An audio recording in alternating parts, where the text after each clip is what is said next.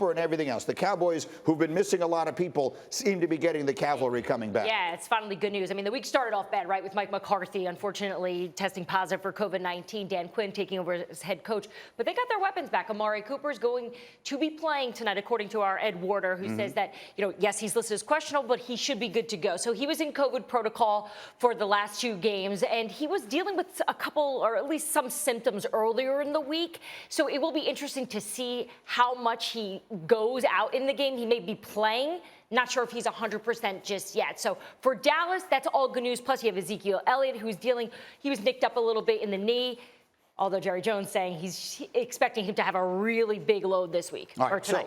So everybody's coming back for the Cowboys. Everything seems to be going their way. There's no conceivable chance they lose tonight in New Orleans, right? Wrong. Listen, this isn't a typical short week, right? So we understand both teams played on Thursday. But listen, this is a dangerous Saints defense. And don't look at them a certain way because of they've been doing under the Trevor Siemian experiment. Taysom Hill, we're going to finally get an opportunity to see why Sean Payton keeps paying him, right? So we want to understand, and we want to see Sean Payton as a play caller as well. Because, listen, Taysom Hill can cause some problems that other quarterbacks can't. Like, you have to get ready for the Wildcat with a quarterback that can actually throw. The reason that the Wildcat, is seemingly kind of failed was because Ronnie Brown wasn't a quarterback. Well, Taysom Hill is a quarterback, so he opens up an offense and creates opportunity to have to play 11 on 11. So it's going to be interesting to see what Sean Payton can come up with and if Taysom Hill can be the spark that they need, because we know he can catch fire. Lewis, we had some debate on this topic yesterday, so I'll let you be the decider. Is this a must-win for the Cowboys with everything that we've seen and everything seemingly going their way tonight and whatever's happening behind them in the division?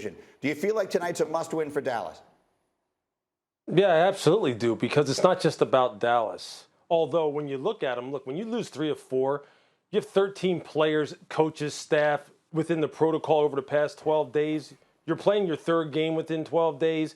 You don't know how some of these guys who are coming back from COVID are going to be, like Amari Cooper. You're missing your head coach. You're going down to New Orleans. As Bart just said, New Orleans has a very proud defense. They have a new quarterback that you don't quite know how they're going to use. And in your division, the Washington football team is all of a sudden starting to pick up its pace. It's won 3 in a row coming out of its bye week. You're going to have to play them twice here down the stretch. They're going out to Vegas this week. If they win that game, I'm telling you what, it's all division games for them after that. And the Dallas Cowboys have to play them twice. Look, you better win this game. You better start establishing some momentum. You better start establishing some consistency in terms of who's going to be available to you. Because all the things that are up in the air for them, Washington's not facing any of those right now. As a matter of fact, they're getting better and better and better. So, look, everybody was ready to jump on the bandwagon as recently as a month ago and saying Dallas was maybe a favorite to represent the NFC in the Super Bowl. I don't see that even being close to the case right now until proven otherwise. Let me get D. Wood in on all this. What will we be saying about to his point, the Cowboys were a Super Bowl team a month ago. What will we be saying about them tomorrow if they lose tonight? It's same old Cowboys. It's the same old Cowboys. And I agree with Lewis.